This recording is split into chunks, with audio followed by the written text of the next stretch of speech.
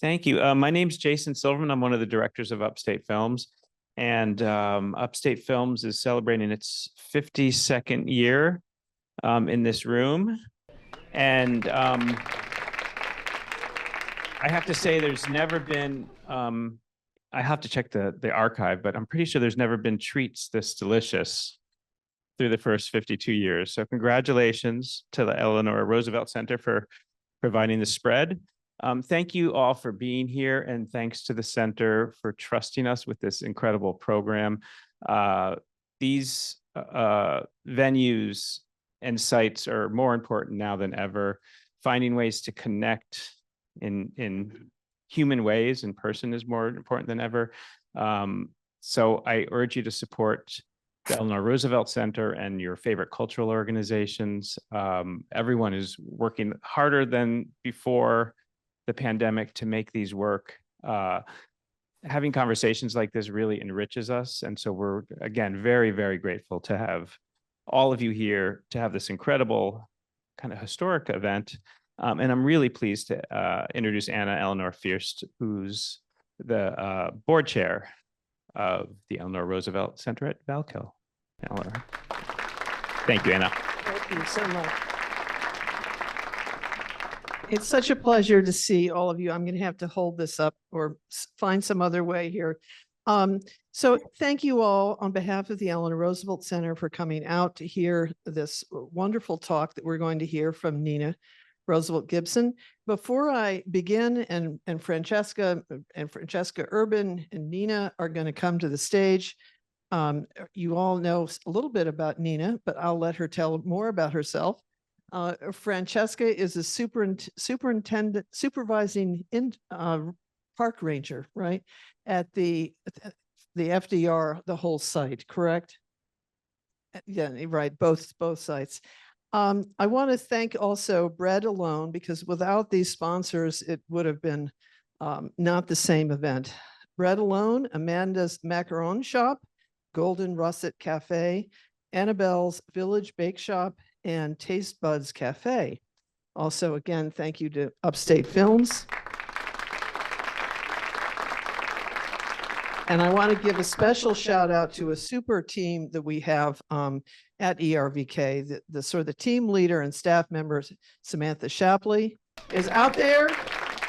And we have some fantastic interns, Angelina Giordani, Isabella Frale, and Angelina Pico. You saw them at the front.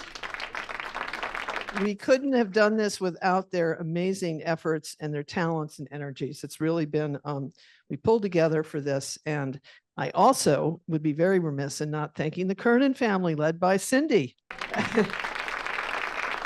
And many bakers and people who came together to provide us with all these wonderful things. So thank you very much, Cindy.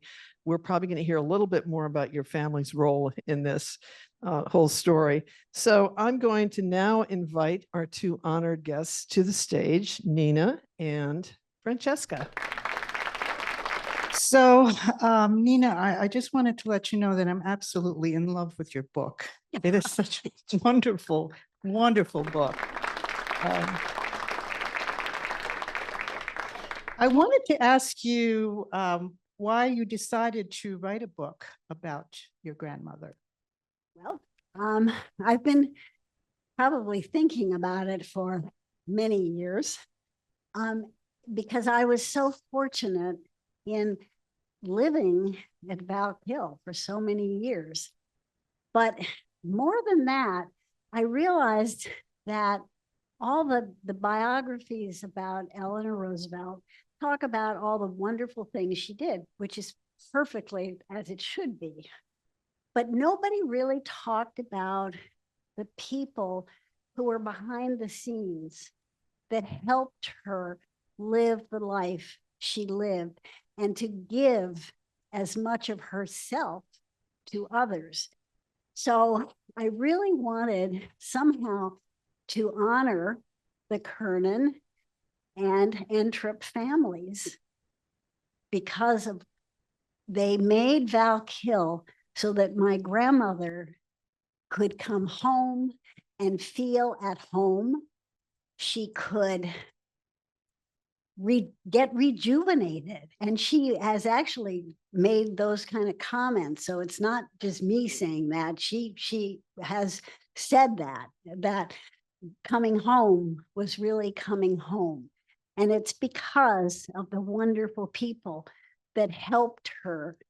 And, you know, Marge Anthrop, when she might think 10 people were going to be for dinner, and within 45 minutes before dinner, oh no, there are going to be 25, but you can handle it, can't you? Oh, of course.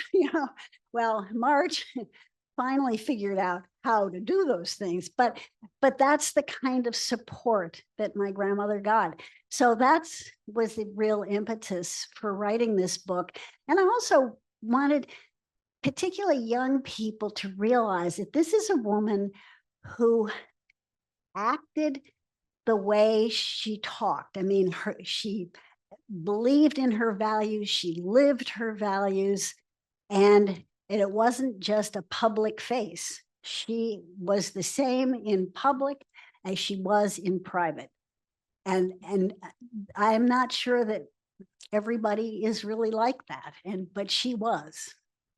So those are the basic reasons I decided to write it, because I wanted it actually to be about her, not me. So. Well, it's wonderful because I know visitors to the park always want to know about the private person, what they were like with their family and their children and their grandchildren. So this answers those questions. So it's wonderful that you did write it. Well, thank you. So how old were you and your siblings when you started living at Valkill?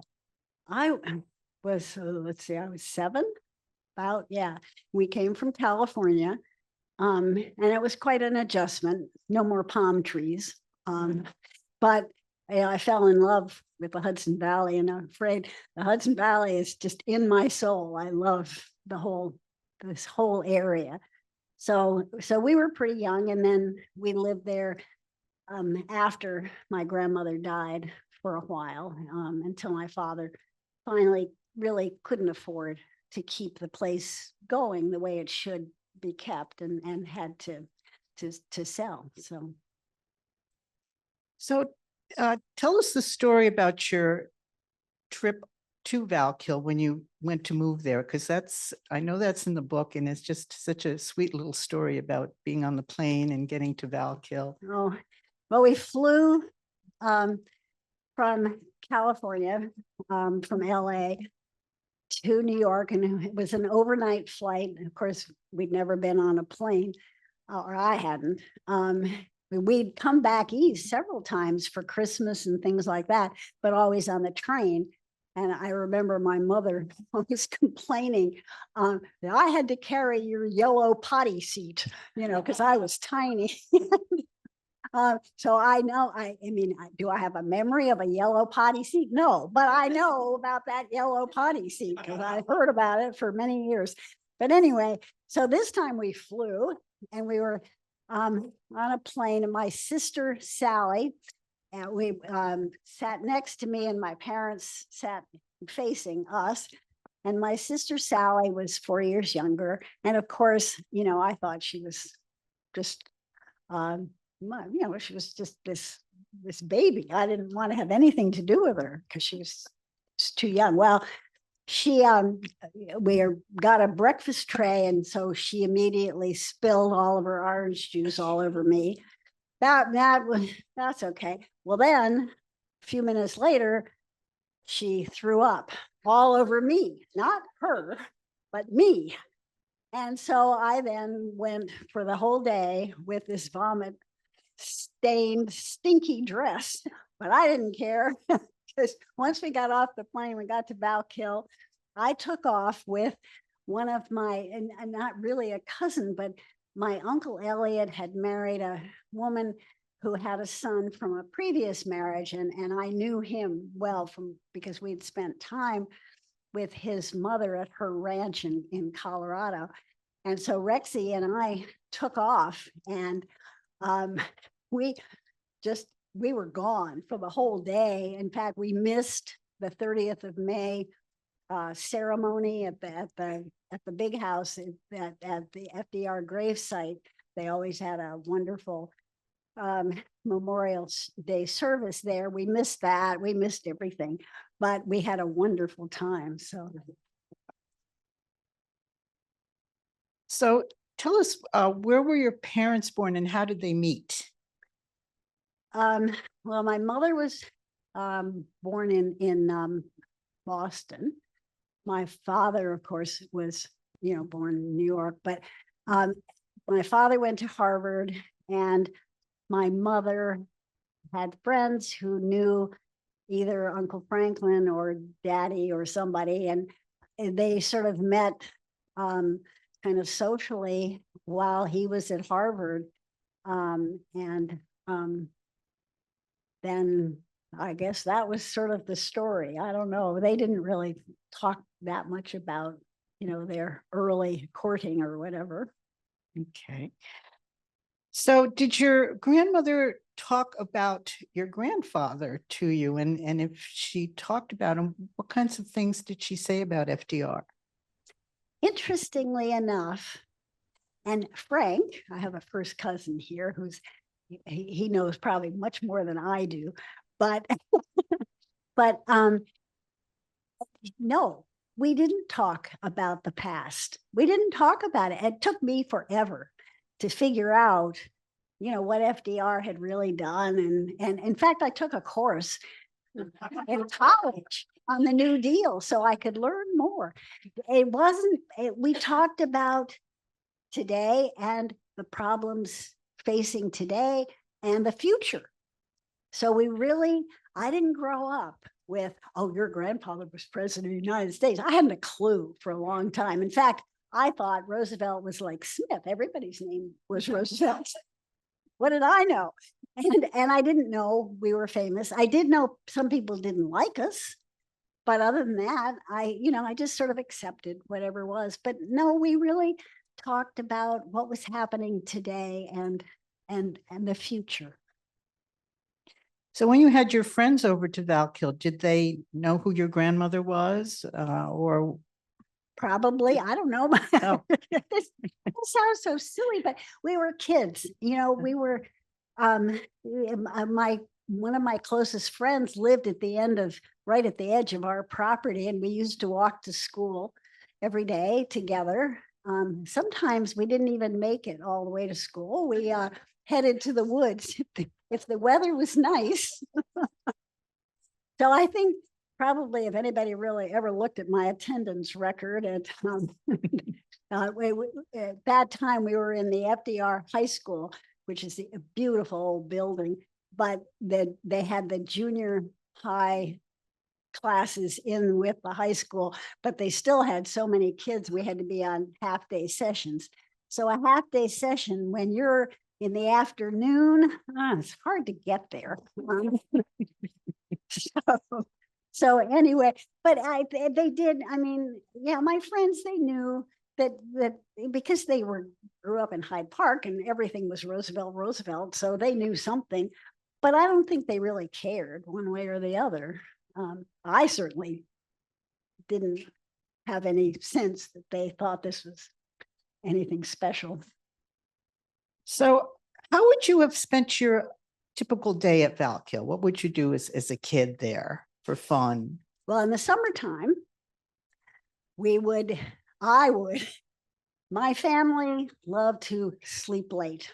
Not me. I was a morning person. So I would wake up very early and I would wait until I could hear the screen door slam at my grandmother's house at Valkill, and we were in the stone cottage. And I would then go, I'd listen for that, and then I'd hop out of bed and I would go and join my grandmother, and we'd go walking in the woods. And she would point out all the flowers or the leaves and just various things to me.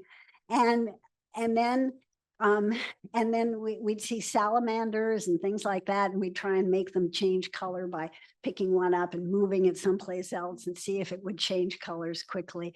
And we just had fun on these walks. She would be walking her Scotties. Originally, it would be Fala and Tamas, and then after Fala died, there was Tamas and Duffy. And then we would come back for breakfast, and breakfast was always wonderful. My grandmother always, even in the summertime, decided that people needed porridge, oatmeal. So there was always a thing of oatmeal on the table, and nobody ever ate it that I knew, but it was there. And then after that, well, in the summertime, when my grandmother's niece, Eleanor Roosevelt, actually, she had 4 children who were the similar ages to my brother and my siblings and to me.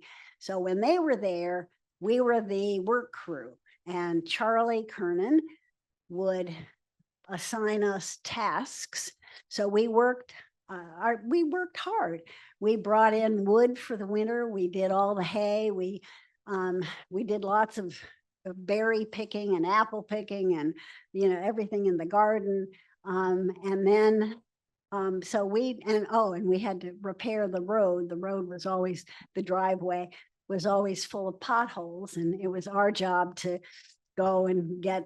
There was what we called the gravel pit, but now it's where the ERVK's office is, so it's not a gravel pit anymore. But we would go, and then we would fill in the potholes, and we really worked. My brother, who was 2.5 years older than I am, because he was the tallest and the strongest and the biggest, he got to drive the tractor, which was the easiest job. The rest of us had to do all the hard work because he insisted that only he could, well, all of us could drive the tractor. It wasn't just Haven, but he got away with that. And then we would come for lunch. We often had lunch. Graumeyer would have would bring lunch from her house over, and we'd have lunch by the pool in front of the stone cottage. And then it was either back to work or we would go swimming. And we were pretty awful in the swimming pool. Adults did not want to swim when we were swimming because we played all these games that just, took up the whole pool. And the bigger kids always could, make the littler kids get almost drowned sometimes. I mean, we were pretty awful, but and then that was sort of it. And and then supper time would come, and at night Graumeyer would often read to us. Oh, we always had tea, and that was lovely. Didn't matter what we were doing. If we were swimming and it was 3:30, 3:45, we just got out of the pool, put some clothes on, and went over and had tea, just usually in the garden outside of Graumeyer's house, or sometimes on the porch. And she would read to us. She read Cheaper by the Dozen, was one of my favorites, but because it was funny. And that was that was kind of our summer day. What was the most fun thing that you did? Anything that stands out that you like to do more than anything else as a fun thing at Valkill? Everything was wonderful, really. I mean, a lot of the times I would tell my father that he just had a whole bunch of slaves, and at least he could give us 10 cents, for candy or something. Right, exactly. But no, we had so much fun. And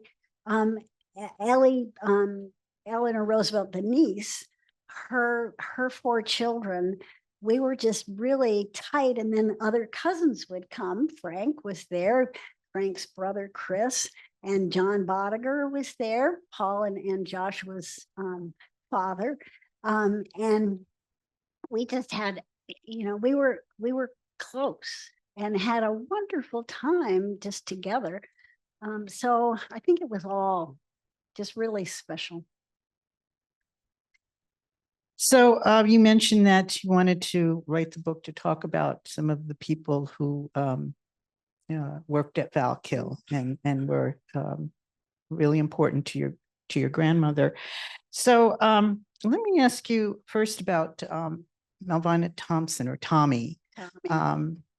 What was she like, and then a little bit about Maureen Core as well. Well, I knew Maureen probably better than Tommy.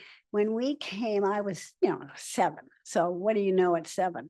But Tommy, I know that my father regarded Tommy as kind of his second mother, because Tommy was always there for my father. My father was the youngest of 5 children, and both of his parents were very involved with the world at that time. So my father probably got a little short shrift as a kid. But so Tommy was very close to my father. And Tommy was always kind to us. And, if we made too much noise, you could tell Tommy would just sort of look at us and we'd think, oh, okay.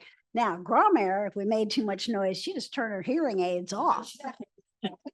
So that was great. We on rainy days, we could be in Grandmère's study where she was answering letters or writing or whatever, and we would make all kinds of noise. And she just have her hearing aids off, and it never bothered her. And it made it really sort of special that, we'd be all there together. Even in pillow fights, we had pillow fights too. And sometimes the pillow would end up hitting her instead of us. And, and she would just look up and smile and give us back the pillow, and then we'd throw it at somebody else. But anyway, but Tommy was very special. And actually there's going to be a book eventually about Tommy, not written by me, but another woman is writing about Tommy and Tommy's life. Tommy was very important to ER during many years in the White House and even later. And we still call Tommy's area of the house, because at Valkill, Tommy had her own kind of apartment. And we still called that Tommy's living room. And I think they still call it that, don't they? Yes, we Yeah, talk about okay. Tommy for And then sure. Yeah. Maureen Core was also just lovely. We all loved her. Most of my male cousins had crushes on her because she was just lovely, very attractive woman. And she was young, and she was closer to our age than Tommy had been. But and Maureen would always sort of she was just wonderful to be around, and she was just a good friend to all of us. So we really loved Maureen. So what about the Kernan family? The Kernan family was, and the Entrops, and they all got married. I mean, they're sort of like our family. We intermarry everybody. But anyway, so the Charlie Kernan was, to me, just this wonderful man who I wasn't scared of, because most men I was terrified of. And he just was always, he would drive me to school on days when it was really rainy or snowy or something like that. And it never, he usually we had to walk, but Charlie would say, no, come on, I'll give you a ride. I mean, he was just wonderful. And he kept us, he was we called him, the superintendent, because he made us toe the line, and we worked and we helped Charlie, and we did whatever Charlie told us to do, we did. And then the Marge and Les Entrop, in the book, you'll realize that there was no way they wanted to come and work for Eleanor Roosevelt, but Charlie convinced them that it would be okay. And once they got there, they loved it, and they loved her. And my grandmother had a very special relationship with Marge and with Les, but particularly Marge, and even discussed family issues with Marge. We never knew what Marge said, and we didn't know what Grandmère said, but we know Grommer sought Marge's advice frequently. And they were always just part of the family, and the circle has not been broken. Today, many of the Kernan family and Entrup family are here, and I'm staying with Cindy Kernan and think of Cindy as a sister, and her, the two daughters of Marge. One, her eldest daughter is here, Barb, who has been instrumental in a lot of baking. And then her other sister, Janet, Marge's other daughter, her younger daughter, we went to school together. And so we're still friends, 5,000 years later. She lives in Denver and we communicate frequently. So it's just, they've always been just part of a big family. And I've really loved that. And I love the fact that the circle really has not been broken, and I hope it never will be. So I know Marge was the cook, and then her husband Les, was he a person who did like work around the house? What kind I of think things Les did he probably do? did everything. Les did a lot of serving. He did a lot of dishwashing. He did a lot of driving. He did a lot of last minute running to the store to pick this up or to pick that up. He's the one that when I was working one summer at the Hyde Park Playhouse, and it was the summer that my sister died, and it was Les who came to pick me up. I didn't have a driver's license and I didn't have a car. So Les came to pick me up when I couldn't. At first I thought I could make it through the night show. And then I couldn't. I fell apart completely. And Les, bless his heart, came to pick me up. So, they were just always there for everything. So I'm sure you often probably had meals at Valkill with your grandmother. What kind of discussions would have been held around the dining room table about, would it have been about family things or issues of the day? Issues of the day was never, well, when we had Uncle Franklin, my cousin Frank's father, and my father there, the booming voices were, they just took over everything. And often wonderful arguments would erupt because my father was a Republican and Uncle Franklin was not. And my grandmother would just sit there and smile, and the two boys they never were nasty. They were always kidding one another about the weaknesses of each other's party. So it was fun, and we learned a lot. And I just remember Uncle Franklin's voice was really booming, and my father's wasn't quite, I don't think, as strong as Uncle Franklin. So it seemed like Uncle Franklin always won the arguments if there was a winning, or but the discussions, even if the boys weren't there, the discussions were always, issues. What was going on today? And very little, there was no sort of gossip or family, it was always interesting.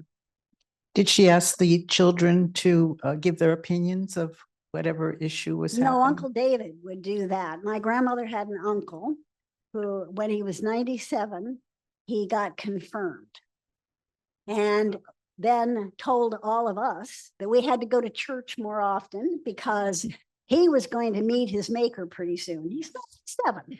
And we should start going to church. Well, I did go to church with my grandmother all the time, but my mother, who a church she would run the other way, Uncle David was constantly saying, "Ann, you've got to go to church. You're going to meet your maker someday." And she said, "No, my church is out, under God's sky." Anyway, Uncle David was the one who would always say, "Okay, Eleanor, I don't want to know what you think about this because you're old. I want to know about what the young people."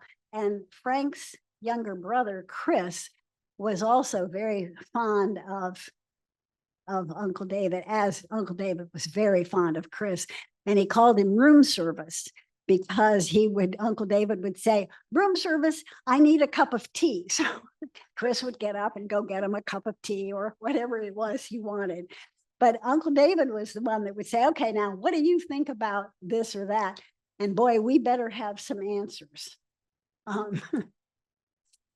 So you talk in the book about spending the night at your grandmother's house.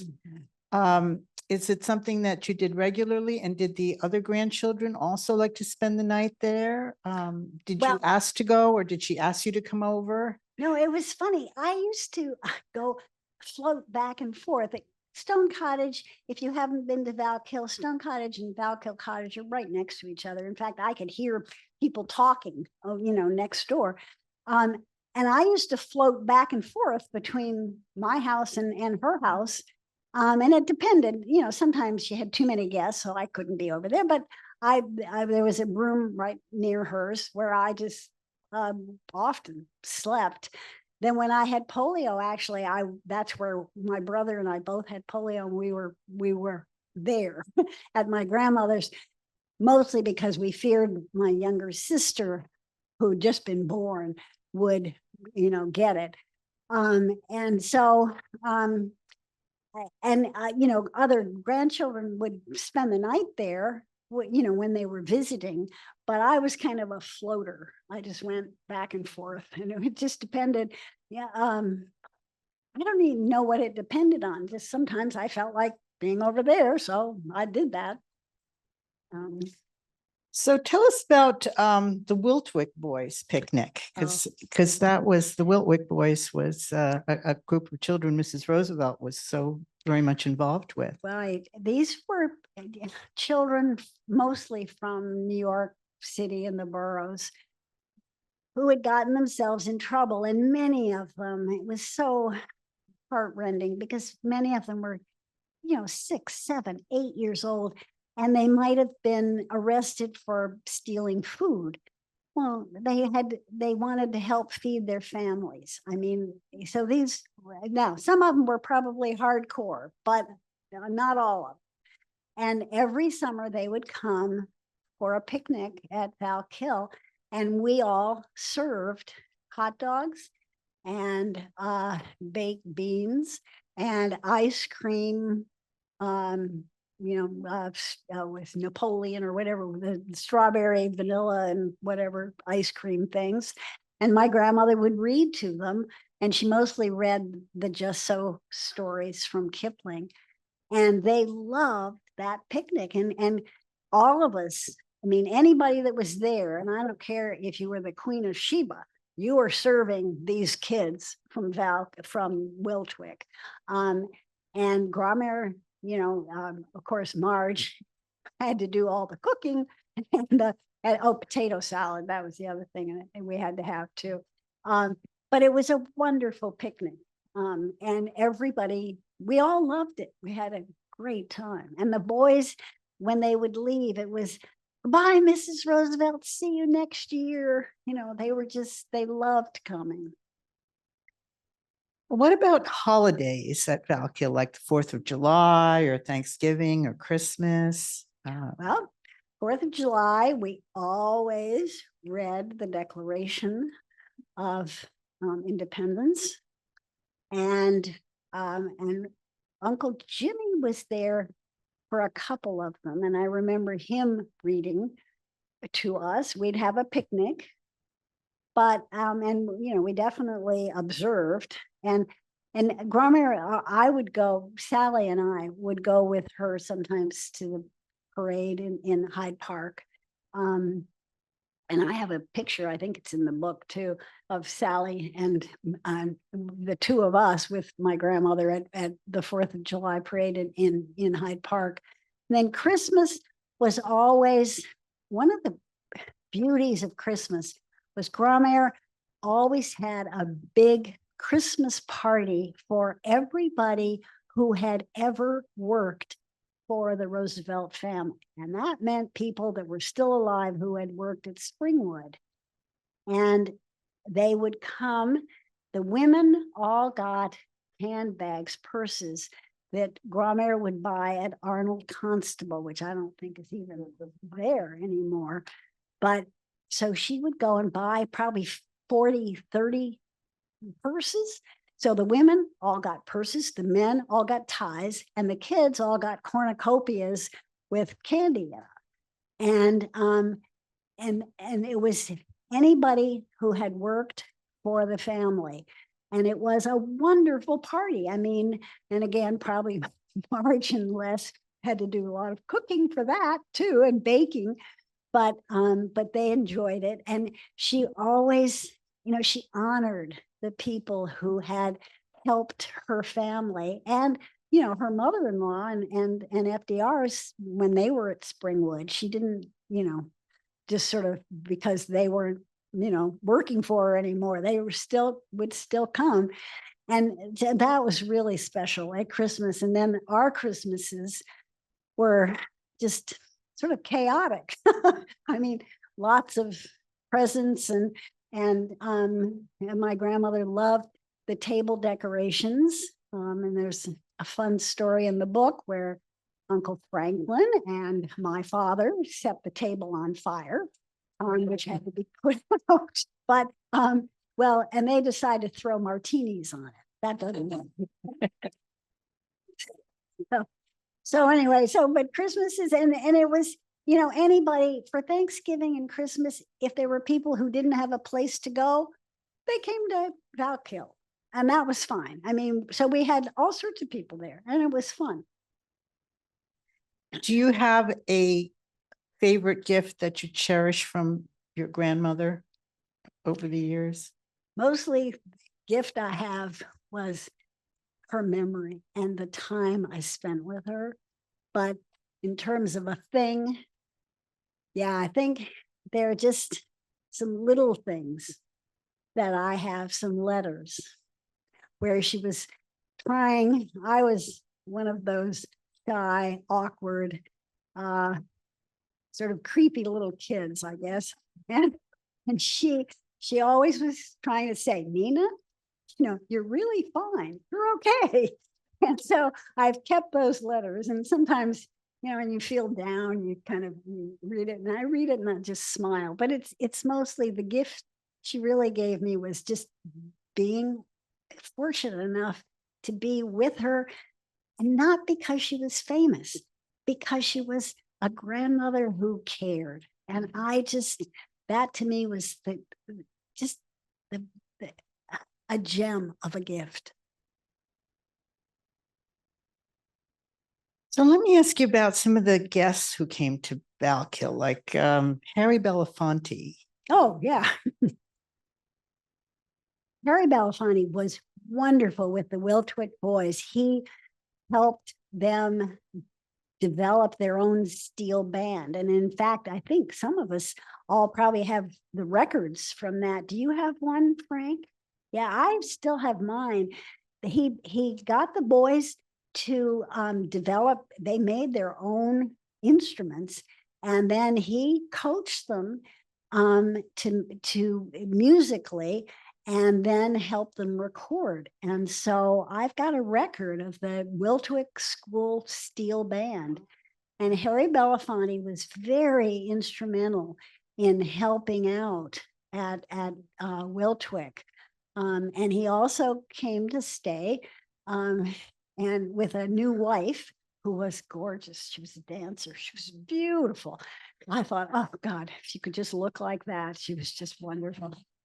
But because they were newlyweds, we thought, we need to do something. So we were going to short sheet the bed. My grandmother said, no, you can't do that.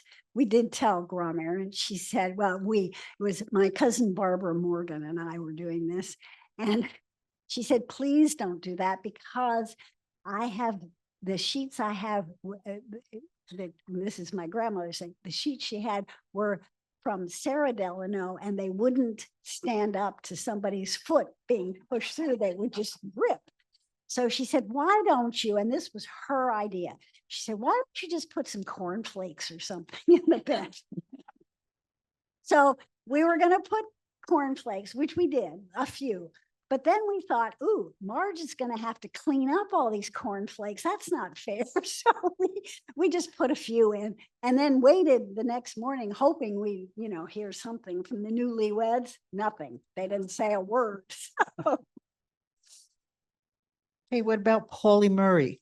Oh, Paulie Murray, wonderful woman. And if any of you people here don't know who Paulie Murray is, look her up, because she was just a dynamic, wonderful woman that pulled herself up from nothing, earned a law degree, became a minister, and was an activist in civil rights early on, and was just so dynamic. And she came to visit Gromere in Hyde Park, obviously. I just thought, the world of Paulie Murray.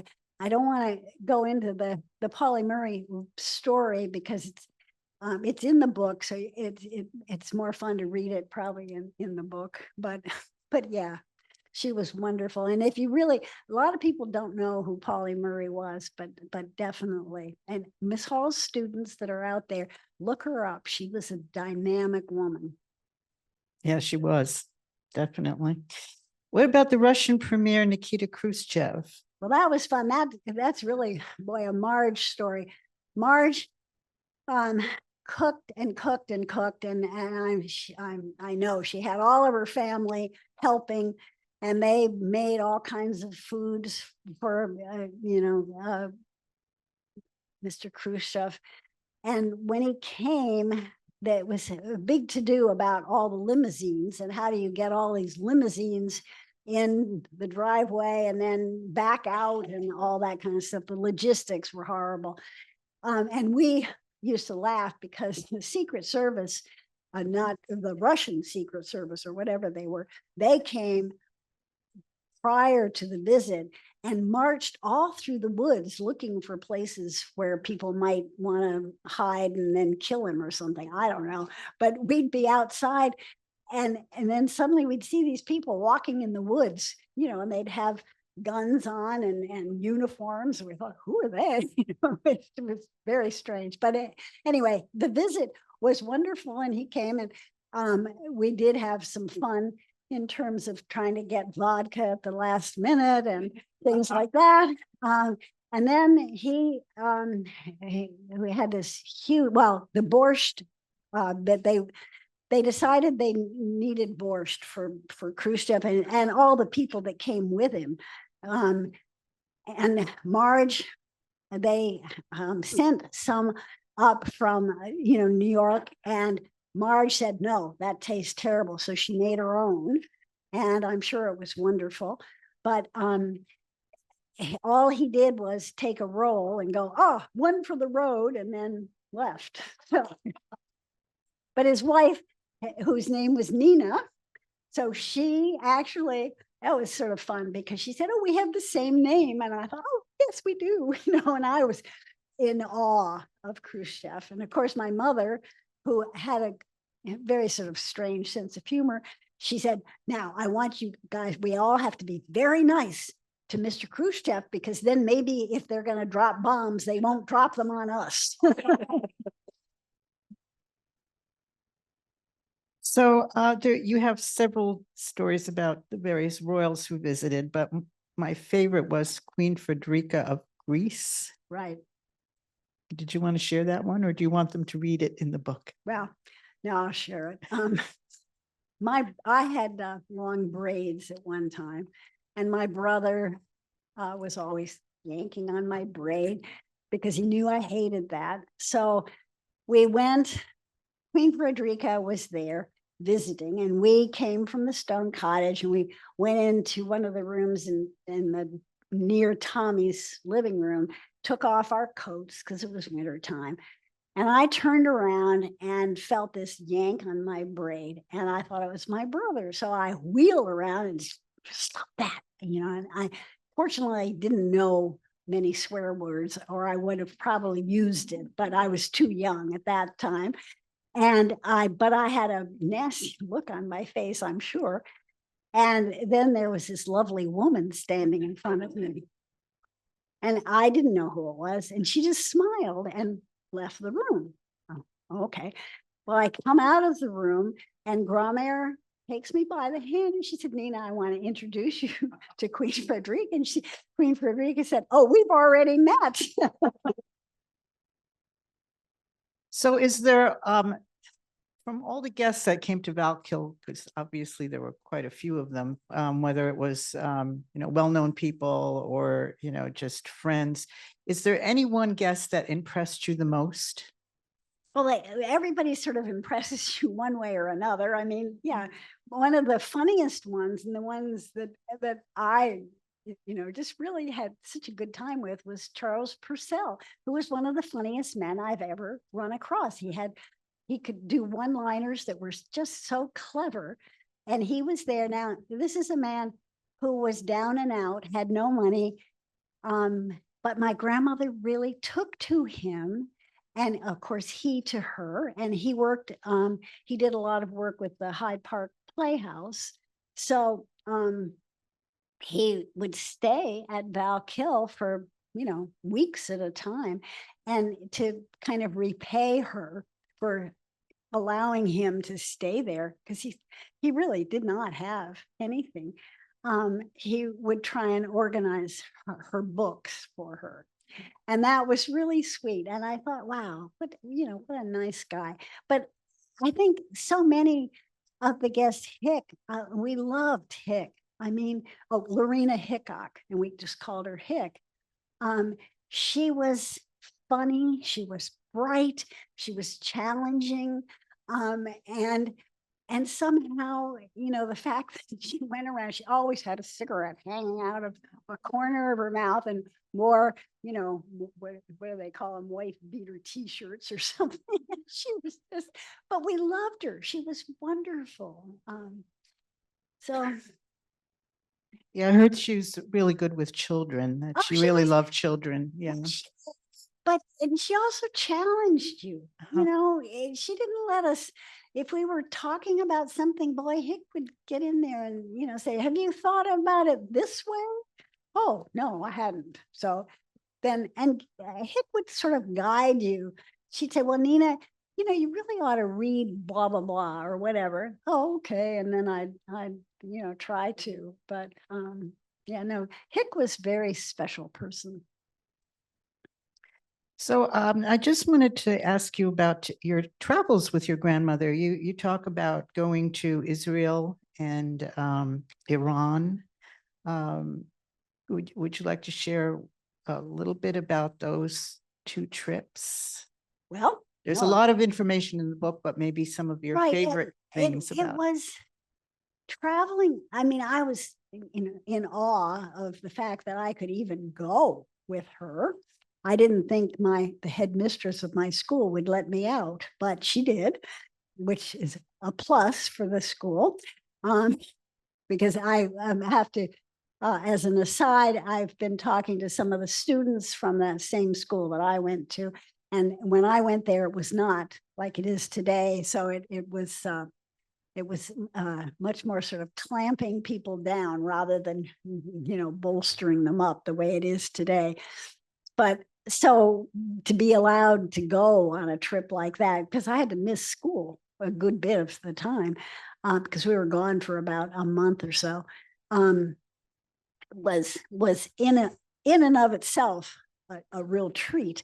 But I saw Grandmère as she really was with some of the people in these foreign countries. And I really saw firsthand her incredible respect for the poorest of the poor, or from the Shah of Iran to the people that made some of the rugs and lived in huts and things like that. And she had the same graciousness, the same respect, and the same listening. She really heard what the people were saying about their conditions. And then, of course, she would bring that. We had luncheon with the Shah, and she brought it right to him. He wasn't terribly pleased. That's okay, but he heard her. He had to. And it, you know, it was just try. And in Israel, she really cared about all the children who had come as orphans into Israel, and the Hadassah youth not encampments, but youth schools that were taking in a lot of orphans. And we went to the youth Aliyah, which doesn't exist anymore.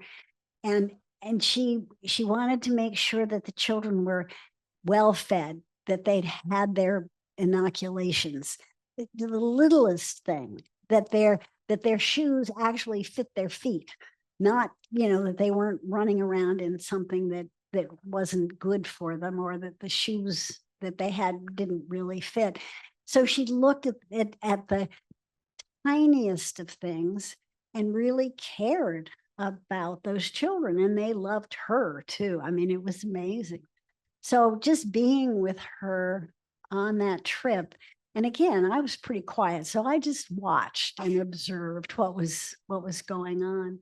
And I was just so taken back with her interest, which was true and genuine. It wasn't made up at all. And I loved being with her. And we did museums too, but if you travel with my grandmother, you would go to museums, but you'd also go to soup kitchens. You'd go to the poorest areas, hospitals. We did hospitals.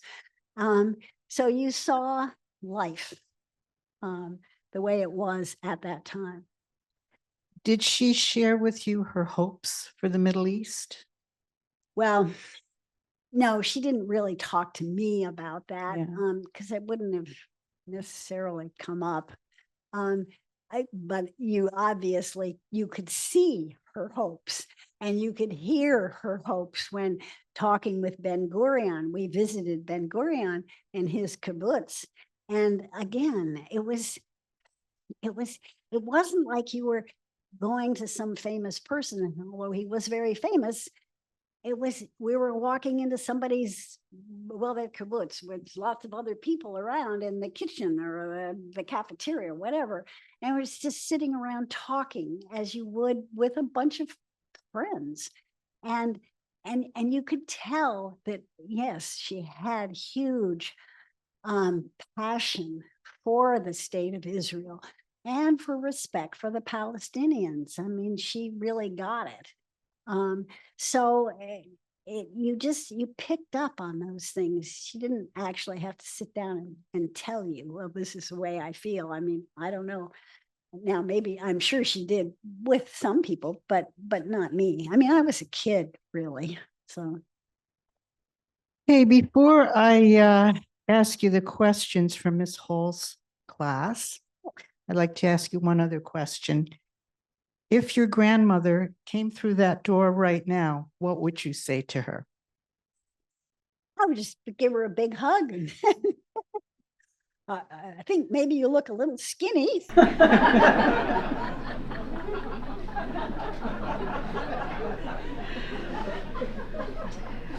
All right, so we have several questions from Miss Hall's class, which is the school you went to. The first question is, what was the greatest lesson your grandmother Eleanor ever taught you?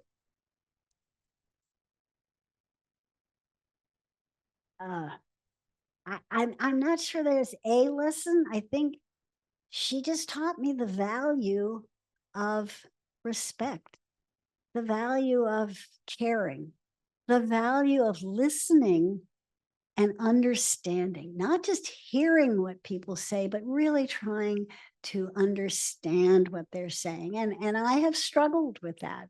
I hear pretty well, although I'm an old lady, so it's getting worse, but sometimes I don't, I'm sure I don't really hear what it is that the people are saying. And that's been a problem for me in our current situation in our country. I am struggling with that. I need to hear and understand what some of the people that I totally disagree with are really trying to say or to do. And so I think those are the things that she gave, or I learned from her. The next question is, did Eleanor influence you to be the person you are today, and specifically how? Well, I don't know, because I think our family, and particularly Gromir, wanted us to be whoever we were. Yeah, Frank, help me. Don't you think she wanted all of us just to be who we were and not to feel we had to follow anybody? Or I think, living with somebody like that, and again, she could have been any grandmother that had values, that believed in those values and stuck with them. The fact that she was famous is almost irrelevant in terms of how we interacted. Is that fair, you guys? Because I didn't know who she was until I was halfway through college. right, okay, that's right. And I thought Smith and Roosevelt were the same thing. I mean, yeah. So, okay, yeah. So we were not raised, or most of us weren't raised to think we were special at all. We knew people loved them, but that's great. Oh, I thought everybody loved the grandmothers. What did I know? So. And the last question is, what was your favorite conversation that you had with Eleanor, intellectual or general? Right, yeah. My favorite conversation wasn't even a conversation. It's just being with her. And the communication that happens when you're sharing something, you're picking flowers in the garden, you're arranging flowers to put in people's bedrooms, guests for when they were coming to Valkill, or just any of those things where you shared an experience. Those were the things that are the most meaningful to me, because they're memories there, and they taught me something. I mean, to this day, if somebody comes to stay with me, I have to put flowers in there. And the Kernans are the same way. They do it too, and the Intrips. So we all learned that, I think. But intellectually, I wasn't. It's hard to separate intellectual discussions from just sort of normal whatever you're doing. I think that's really tough, because we didn't, she would ask us questions. She wasn't ever telling us things. She would sometimes just, we would talk about something and she would ask, and you better think about it. So I think intellectually she sort of guided me more to think than to come up with some fabulously intellectual statement or anything. Well, I want to thank the students for their questions, and thank you for coming.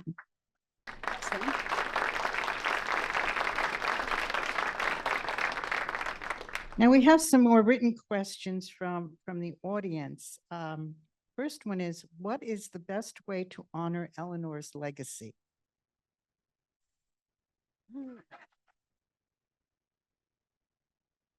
Dig in to basic values of human dignity, human respect, and follow,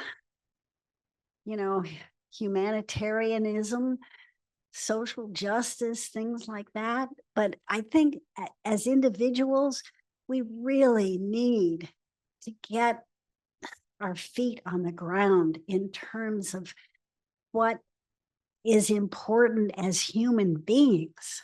And and who we are as human animals. I mean, we are animals and we do bad things. There's no doubt about it.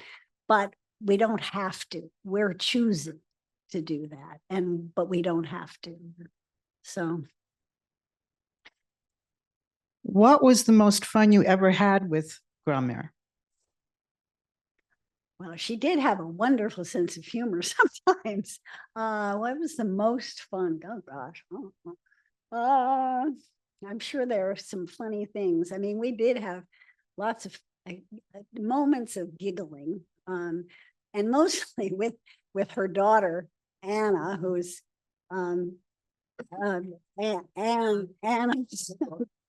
Your grandmother, not daughter, right? Grandma, right? In Iran, we had quite a few times when, we were using the ladies' room and then hiking up our, undergarments, or my grandmother would be hiking up her stockings or whatever, and we'd start giggling as girls. I mean, it was fun. So, but there isn't any special thing that I can think of that was the most fun. A lot of it was really fun and just memorable. Okay, so we want to, at this point, throw out the opportunity for the audience to ask some questions, if you'd like. Okay, so hi, my name is Danny Massaro. I work at for the National Park Service. So I give tours at Valkill, and I always talk about Eleanor Roosevelt working in the places that she loved to work and where she was doing that type of thing. But I always wonder what her favorite place to be at Valkill was. When you picture your grandmother at Valkill, where do you picture her, like in your mind? What do you think was her favorite place there? Mostly she was often at her desk because she, would answer 10,000 jillion letters every day. And she liked being at her desk. And then in the evening, she would be sitting in her chair in the living room and often reading stories to, if there were, grandchildren around or we were there, she would definitely be reading to us. And then, she often, walked in the woods. She loved doing that. But I would say if I picture her, it's basically in Tommy's living room, and then in her chair in the living room, which was right next to the fireplace. Were there one of those places your favorite place to be at Valkill? Is that a similar, like, for you? Oh yeah, but Tommy's living room on rainy days, we were always in Tommy's living room because they had a TV in there. We weren't allowed to be watching television. I mean, and then, we had games that we played in there and pillow fights and whatever. And being with her, it was great because she didn't tell us to be quiet. Where anybody else was, tell us to be quiet. So yeah, my hand's up like this because that light is really bad. But yeah, those are the places that, in my mind's eye, there she is at her desk. Great, thank you. Yeah, I'm getting up. I can do it with my broken shoulder. I just want to let you know that some of Eleanor still lives in Tivoli. There are two women who started a thrift store in Tivoli. And I think, Anna, have you been there yet? It's called Thrift to Fight. And the profits they make after paying the employees and paying their rent go to human rights activities, disability rights activities. And I found Masha, one of the girls who's Ukrainian, walking over to the picture. There's a little statue of your grandmother there. And she was, makes you cry. She was going like this on Eleanor's head. Oh, I never told Masha I saw her do that. So don't let that get out. But Eleanor still lives and she's in Tivoli. Oh, that's lovely. Thank you. Hello, Nina. I'm so honored to be here. You melted my heart when you said you went to Iran, because I'm originally from Iran. So, and I'm so honored. I have also one thing in common with you. You came from California. I moved here from California also. I'm very honored. Going to FDR is my daily ritual and spiritual place. I am in love with that statue. The both are sitting. I can't control myself to stay there and stay at them. Do you have any specific memory of those? That one question. The other question, well, what was the hardest discipline or ethics as a presidential family child you had to follow? Actually, we didn't have to follow anything, did we? No, we were free range kids, I think. We really were not. Now, we did understand certain protocols at the dinner table and that kind of stuff, although my grandmother broke that all the time. When she became Queen Beatrix. At the time, she was Princess Beatrix of the Netherlands. When she came, now she should, as the her mother was still the queen at the time, but nevertheless, the princess should have been seated at the main table next to my grandmother. But she decided that Princess Beatrix was young and had been on this American tour for a while and was probably tired of old people. So she put Princess Beatrix at the children's table with my brother, me, and my brother's roommate from Harvard. So the four of us were happily sitting, and we had a wonderful time, the four of us. And so, yeah, she even broke protocol all the time. Now, the other question about, I mean, I do have my emotional reactions is mostly when I go to Valkill. I mean, every almost blade of grass reminds me of something. So Valkill is, to me, when I see a tree that my mother planted, because my mother did not love Hyde Park because she was more of a city person. So she didn't want to be in the country all the time. But so she planted a weeping willow tree, which is still there. And so there's some funny things that I do remember. And the barn at Valkill. I mean, that brings, I smile, because we used to climb up in the haymow and smoke. So, and why the place didn't burn down, I will never know. But anyway, so yeah, but those statues, I mean, the FDR, I mean, and I have to take my hat off to the Park Service. They have done such a wonderful job of keeping Valkill the way it is, that I'm so grateful to them for all their work, all their research, and everything they've done to keep this place at honoring a woman of that era. It's phenomenal, and I am so grateful to the Park Service. So any Park Service people here,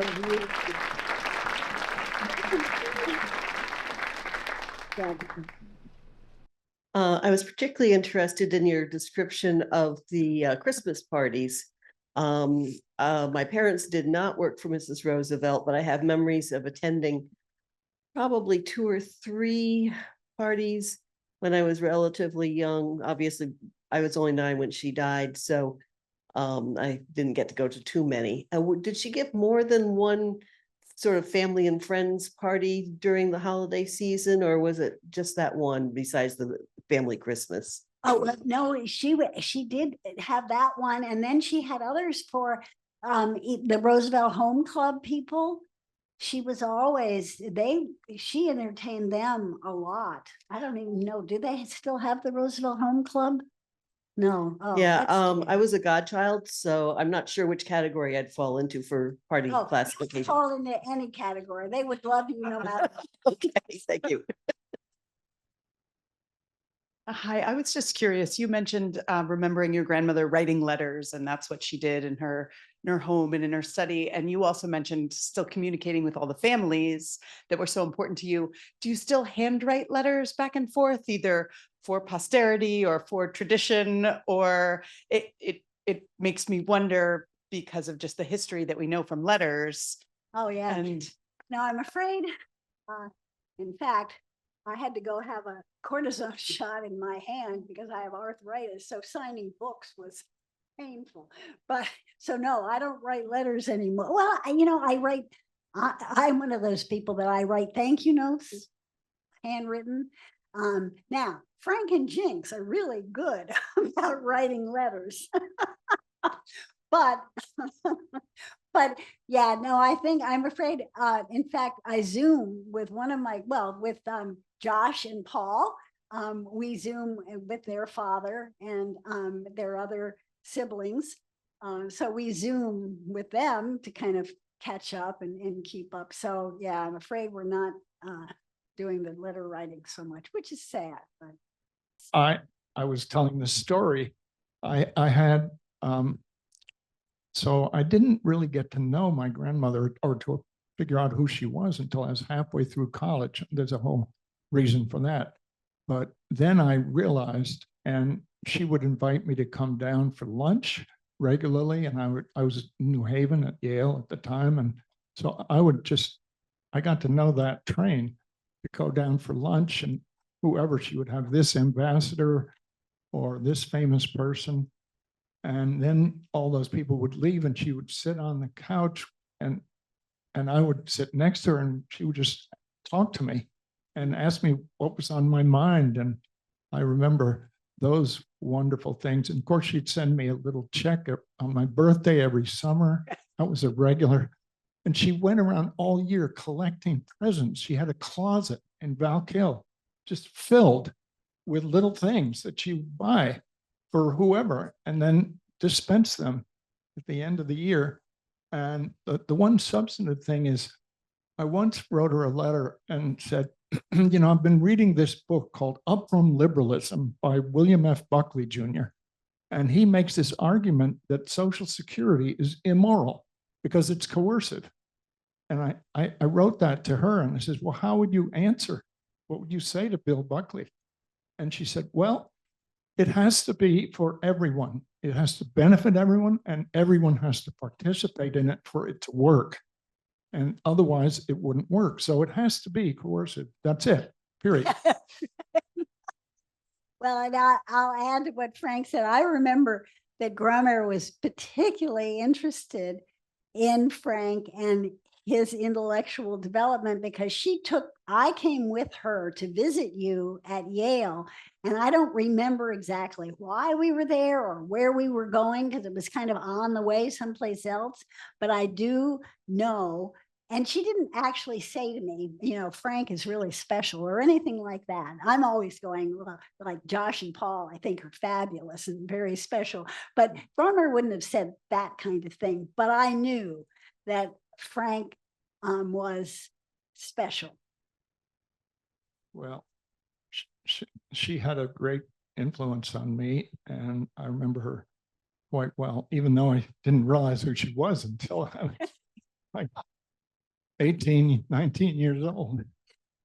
That's how natural she was, just like anybody else's grandmother. This is the way it is. Who knew? Right.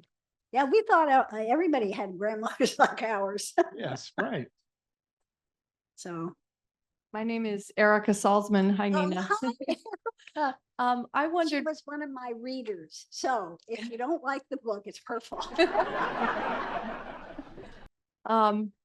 When you were at Valkill, staying there with your grandmother for those years, did she ever take you up to Tivoli and talk to you about that experience of hers? We would go to Tivoli and mostly just to pay respects to the family buried up there. And then she would sort of, you knew that she was kind of sad because the house that she had grown up in was sort of falling apart. But she loved to go to Tivoli and we'd stop by the church and all that. But again, we were never, I tease my children that every time I might mention anything about Roosevelt's, I say, oh, indoctrination. I'm sorry, but you're going to get indoctrinated now. My grandmother would have never, I mean, we didn't talk about, who was famous or who wasn't. And I mean, I didn't know. I mean, she was related to the Livingstons. Took me a long time to figure out, all the things that the Livingstons did. And I do remember we went on a picnic one time. Grandma loved picnics. That's the other thing. So we picnicked everywhere. And one time we went up the Hudson River to one of the Livingston estates. And I don't even remember which one it was. I mean, that's how, out of it I was.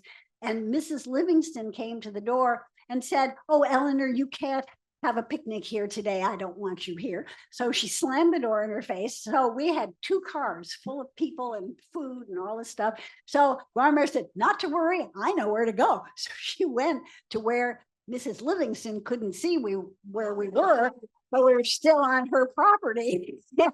And we had our picnic and then went home, and it was lovely. So yeah, but even going to Mrs. Livingston's, I had to read about it later to figure out who the Livingstons were. And normally, I think people would have said, now, Mrs. Livingston, she was married to so-and-so, and this is what they did. But Grandma never did that. Hi, Nina. My name is Melissa. I'm curious because you've mentioned so many times that you grew up very humbly and kind of unaware of your family's role as vanguards in society. At what point in your life did you kind of become aware, or did you, decide to continue their legacy even through this book or, through this conversation that we're all having? Well, I don't think I ever really decided to. In fact, it's if the truth be known, I would be in some rabbit hole now, not sitting in front of a bunch of people talking about my grandmother. It's not something that comes naturally to me at all. I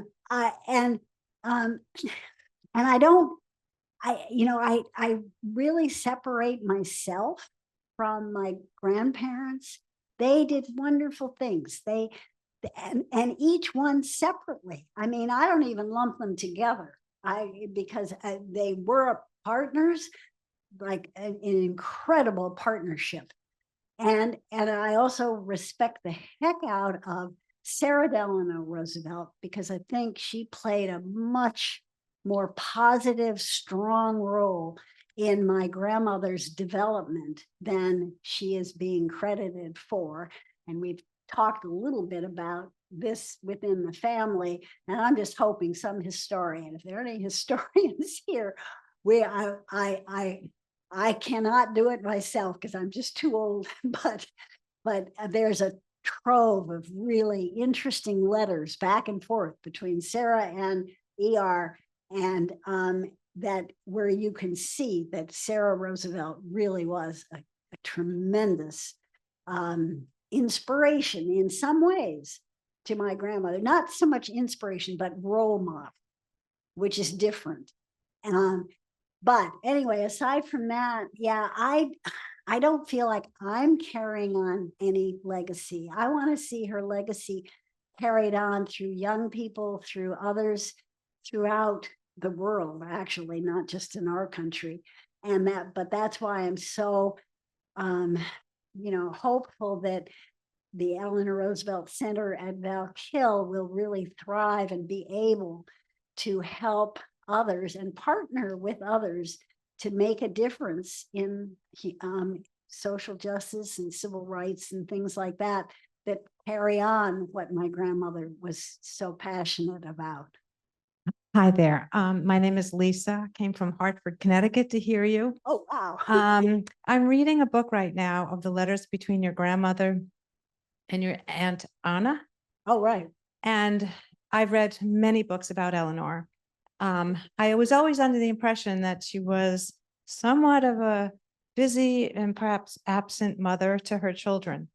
But when I read Anna's letters and her letters to Anna, I got a completely different impression, like totally committed, constantly asking about the children. And hearing you today, reaffirms the fact that she was totally a family woman. And I think these biographies don't convey that. And so I just want to say how much I appreciate hearing from you and hearing these stories of just tons of grandchildren and chaos at the holidays. I love it. So it's not a question, it's just a statement. No, but that's very interesting because, and I'm going to also pass it to my cousin Anna, because I think during their childhoods from from Anna to John, and you have Anna, James, Elliot, Franklin, and then John, and John was my father. I think my grandmother never had a role model for motherhood, for running a household. And those were things that she really wasn't that interested in. Some people, it just is natural to them, and others it's not. And she was terrified of it.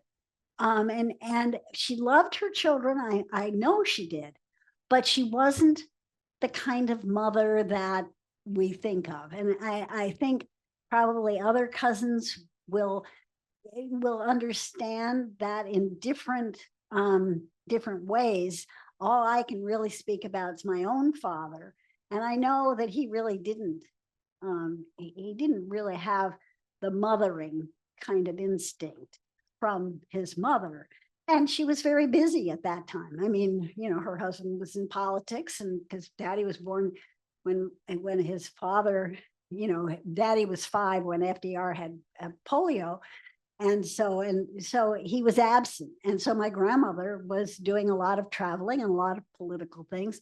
She was being what she became, or getting there. But at the same time, I know, I remember that with Anna's mother, there's a story about how when you guys were little and my grandmother went to visit your mother, who would have been her granddaughter,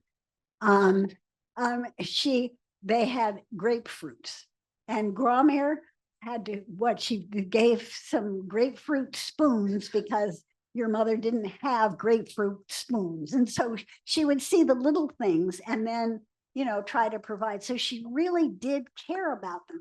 And I'm going to let Anna talk because it's her grandmother that was that book is a wonderful compilation of letters.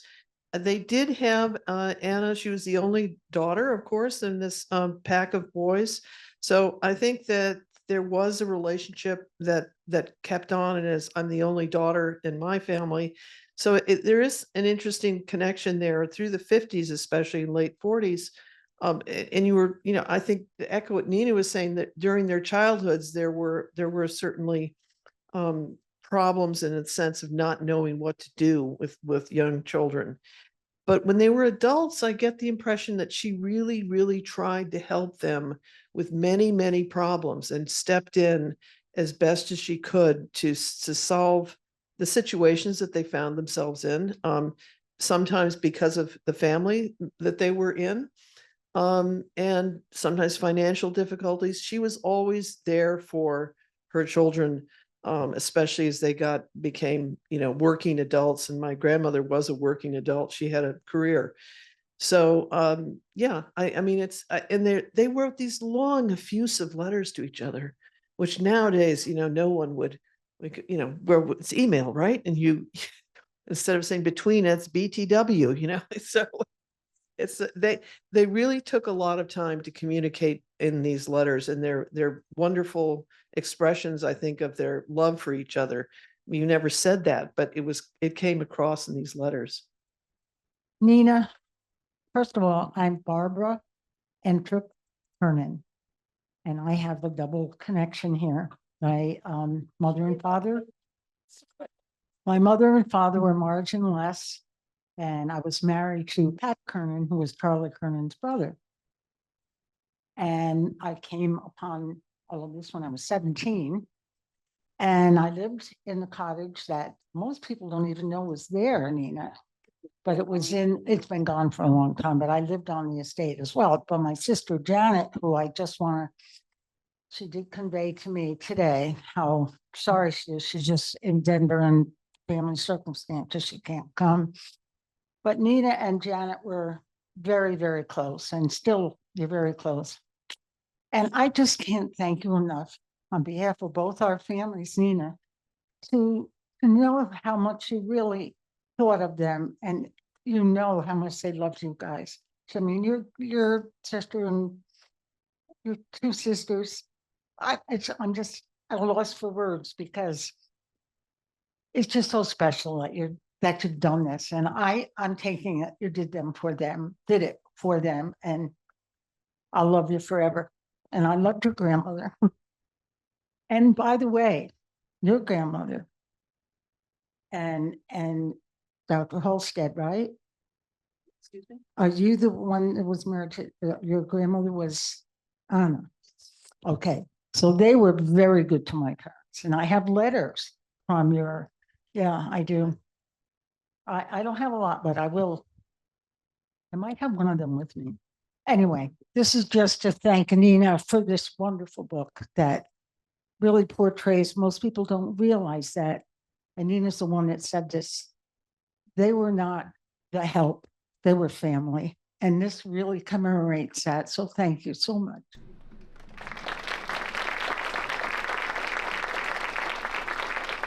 I just want to say something. My mother, after every visit to Valkill, she'd say, "Oh, poor Marge. Oh my God." And she would whip up birthday cakes for each one of us.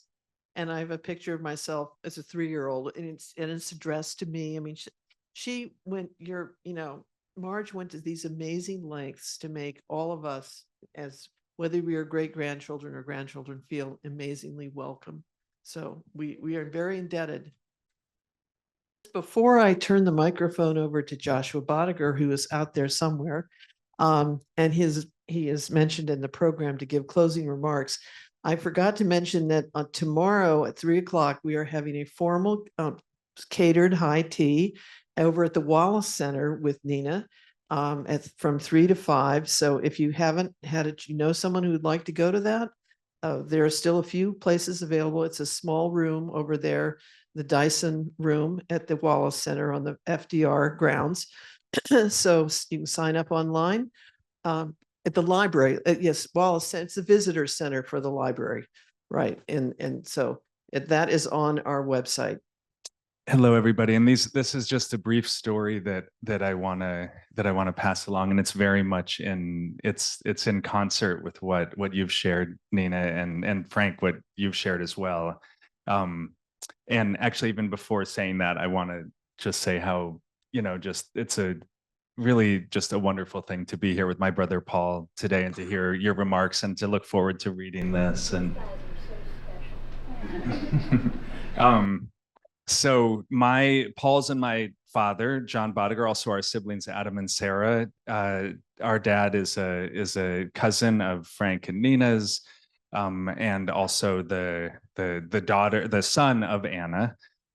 So he has his own experiences that are very much, as I was saying, in concert with what we've been sharing. So it's true because it's reflected by so many grandchildren consistently.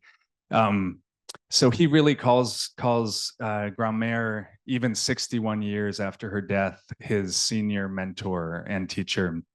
And when I asked him, I've asked him this a couple of times, but even recently, one story that was most emblematic of his understanding of his grandmother and his relationship with his grandmother. He talked about the time in his life when it was actually very similar to what you were saying, Frank. He was at Amherst College, and they were both, he and Eleanor were both on the board of the American Association of the United Nations. He was the student representative, and he would go to New York City to stay with her when he was on his breaks from college, right? So, when I asked him, I thought he would share something about sort of a project they worked on together at the UN, or something that was public facing.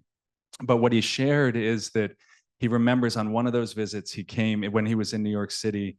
He had given Eleanor that morning something that he had written and asked her to look at it and maybe edit it, make a few suggestions. And he got home late that night from a date, and he said his grandmother was still awake and she was sitting at her desk, and there were Gregorian chants playing in the background. And there was the pile of, of letters, her fastidious capacity to keep on top of her correspondence and her joy in that. So it was this soft light. So he really paints this picture. And he asks her what she thought of his writing. And she says, come sit on the couch with me. And she said, your writing is wonderful, but I want to say it really reminds me of your father's writing. And my grandfather, my father's father, died when he was 11 years old. And in the family at that time, no one really spoke about kind of tender issues like in my dad's telling. No one had really spoken to him about the loss of his father. And that night they stayed up late, sitting on the couch and talking about, she sharing memories of her knowing of my dad's father, and inviting him to share memories, and just beginning to kind of turn a healing eye to something that had been so neglected in a sense. And I think my dad shares this, and I share it just in again in like consistency with what's been shared. I mean, Nina, you've said really, her caring, her sense of basic integrity. And I think even this sense, and it relates to the last question too, Eleanor would always say, her desire to be useful, right? Her sense to always be growing, to always be curious, from how difficult her childhood was, her becoming a mother, right? That somehow by the end of her life, in her later years, she was holding this piece in the family about sort of emotional attentiveness and the capacity to help everyone turn towards the kind of tenderness of these issues that maybe hadn't previously been able to be spoken about, at least in my dad's instance. So I feel like it's a real testament to this charge to always be growing, to always be curious, even those places of our life that we didn't have the attention for previously. And so it always moved me, and I felt appropriate to share now because it feels so in line with the woman that you're reflecting as your grandmother. So thank you.